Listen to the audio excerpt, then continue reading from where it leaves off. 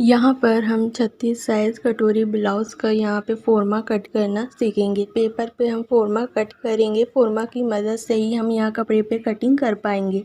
फोरमा के लिए मैंने यहाँ पे एक पेपर लिया है। बैक पार्ट और फ्रंट पार्ट दोनों की जो कटिंग होगी वो इसी में हो जाएगा। इससे पहले मैंने ड्राफ्टिंग वीडियो समझाया था। ड्राफ्टिंग वीडियो में जो फॉर्मूला है मैं वही फार्मूला यहाँ पे यूज़ करूँगी। यहाँ पे लंबाई है 14 इंच। 14 में हम 1 इंच ऐड करेंगे, यानी कि ये हो जाएगा 15 इंच। यहाँ पर हम एक लाइन बना देंगे। ड्राइंग जो होगी इसी के अंदर होगी। यहाँ पर हम लेंगे तीरा। तीरा में ले रही हूँ 5.5 इंच। आर्म होल ले रही हूँ मैं यहाँ पे 6.5 इंच। तीरा और आर्म होल कैसे लेते हैं ये मैं ड्राफ्टिंग वीडियो बनाकर यहाँ पे समझा चुकी हूँ, इसीलिए मैं इस वीडियो में नहीं बता रही हूँ। इसके बाद हम यहाँ चेस्ट लेंगे। चेस्ट यहाँ पे 36 इंच। 36 को हम यहाँ 4 से डिवाइड करेंगे तो यहाँ पे आया 9 इंच। सेम ऐसे ही कमर का चौथाई भाग लेंगे, लेकिन जो चेस्ट है मैं वही माप यहाँ पे लूँगी कमर के लिए 9 इंच, क्योंकि जो एक्स्ट्रा पार्ट होगा फिटिंग करते वक्त हम उसे निकाल देंगे। यहाँ पे मैं सिलाई मार्जिन ले रही हूँ 1.5 इंच के हिसाब से। 2 इंच भी ले सकते हो, मैंने 1.5 इंच लिया है। यहाँ पे हम आर्म होल का शेप देंगे। बैक पार्ट के लिए 1.5 इंच लिया है। फ्रंट पार्ट के आर्म होल के लिए मैं यहाँ 1 इंच आगे आऊँगी। बैक पार्ट और फ्रंट पार्ट दोनों की हमें एक साथ कटिंग करनी होगी। यहाँ पे आर्म होल लाइन का हम हाफ करेंगे। इसी जगह से हम यहाँ राउंड शेप देंगे इस तरीके से। सेम ऐसे ही हमें फ्रंट पार्ट के आर्म होल का इसी जगह से शेप देना होगा इस तरीके से। इसके बाद गले की जो चौड़ाई है मैं यहाँ पे 2.5 इंच ले रही हूँ। 2.5 इंच ही नॉर्मली ब्लाउज के लिए यहाँ पे लेते हैं। लेंथ आप अपने अकॉर्डिंग ले सकते हो। मैं यहाँ पे ले रही हूँ 6.5 इंच, आप इससे ज़्यादा भी ले सकते हो। यहाँ पर 2.5 इंच इसकी चौड़ाई रखूँगी। यहाँ पर इन लाइनों को मिला देंगे। कॉर्नर से 1/2 इंच आगे आएंगे और यहाँ से हम राउंड शेप देंगे। अगर आपको कोई डिज़ाइन पसंद है तो यहाँ पे कोई डिज़ाइन भी बना सकते हो। यहाँ पे अब हम लगाएंगे पॉइंट का निशान।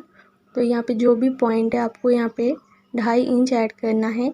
पॉइंट है 10 इंच, 10 में हम 2.5 इंच ऐड करेंगे, ये हो जाएगा 12.5 इंच। यहाँ पर हम लाइन खींच देंगे, ये हो जाएगी बेल्ट की चौड़ाई। अगर आपको यहाँ पॉइंट का माप नहीं पता है तब आपको सिंपली नीचे से 3 इंच यहाँ से ले लेना है। अगर आपको पॉइंट का माप पता है तो फॉर्मूला यूज़ करके निकाल सकते हो। कॉर्नर से मैं 1 इंच ऊपर मार्क करूँगी, 1/2 इंच भी कर सकते हो।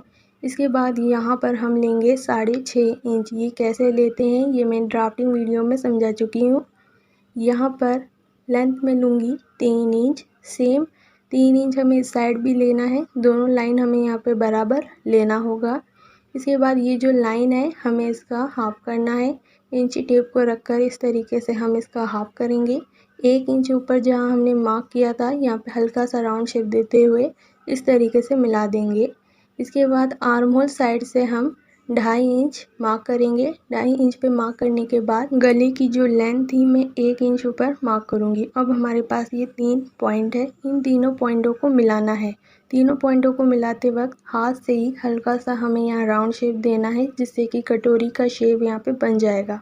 इसके बाद देखो यहाँ पर बीच में जब हमने हाफ किया था यहाँ पे हम लेंथ लेंगे 2.5 इंच, यानी कि हमने साइड में 3 इंच लिया था, 1/2 इंच कम करके हमें यहाँ पे लेना है। इसके बाद यहाँ पर भी हम राउंड शेप दे देंगे इन तीनों पॉइंटों को मिलाते हुए। इस तरीके से यहाँ कटोरी का शेप बन जाएगा। यहाँ तक ड्राइंग होने के बाद हमें कटिंग करनी होगी। इससे पहले यहाँ पे बैक पार्ट में जो फोल्ड आ रहा है उसे अलग करेंगे और यहाँ से ले जाते हुए कटिंग करनी होगी। इस तरीके से यहाँ पे कटिंग हो जाएगा। इसके बाद हम पहले बैक पार्ट को यहाँ पे तैयार करेंगे। बैक पार्ट में सिर्फ हमें टक्स लगाना होगा। टक्स यहाँ पे कैसे लगाते हैं, जो भी तीरा है वही लेना है। 5.5 इंच लिया है। लेंथ मैंने यहाँ पे 3.5 इंच लिया है। दोनों साइड में 1/2 इंच के हिसाब से टक्स लगाऊंगी। तो यहाँ पे बैक पार्ट को मैं ऐसे ही रखूँगी। बैक पार्ट में आप कोई भी डिज़ाइन यहाँ पे बना सकते हो।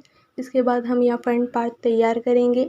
फ्रंट पार्ट के लिए देखो यहाँ पर हम पहले गले की कटिंग करेंगे इस तरीके से। इसके बाद हमें जैसे ये कटोरी का शेप है और बेल्ट की यहाँ पे हमें कटिंग करनी होगी। मेरे यहाँ पे समझाने का तरीका अगर आपको अच्छा लग रहा है तो चैनल को सब्सक्राइब करें और मुझे कमेंट करके ज़रूर बताएं कि मेरे समझाने का तरीका आपको यहाँ पे कैसा लग रहा है।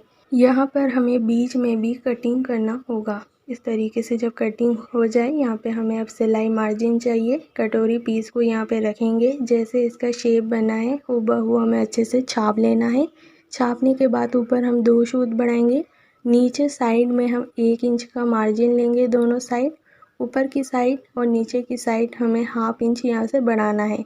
जैसे राउंड शेप बना है हूबहू हमें शेप यहाँ पे हाथ से ही इस तरीके से देना होगा। यहाँ पर हम स्केल से मिला देंगे और यहाँ पे कटिंग हो चुकी है।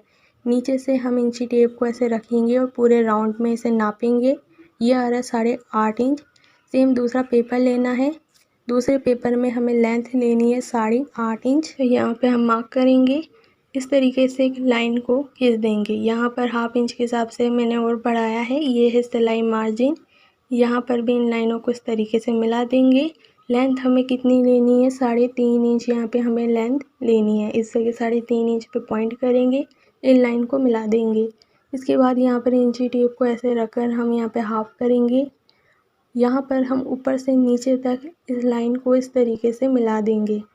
इसके बाद हमें यहाँ पे टक्स का मार्जिन चाहिए, तो दोनों साइड हम 1 इंच का मार्जिन लेंगे और इनको इस तरीके से मिला देंगे।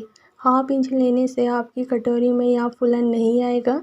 1 इंच ही आपको यहाँ पे लेना होगा, 1 इंच से कम मत लेना। ऊपर से दोनों साइड हम यहाँ 1/2 इंच पे पॉइंट करेंगे। दोनों साइड हमें 1/2 इंच डाउन करना होगा, जिससे कि कटोरी का शेप और भी अच्छे से यहाँ पे बनेगा।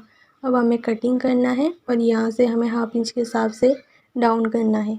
इस तरीके से ये पीस हमारा तैयार हो चुका है।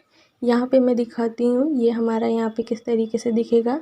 ये वाला जो पीस है ये हमारा बैक पार्ट है, बाकी के जो पीस है वो फ्रंट पार्ट के हैं।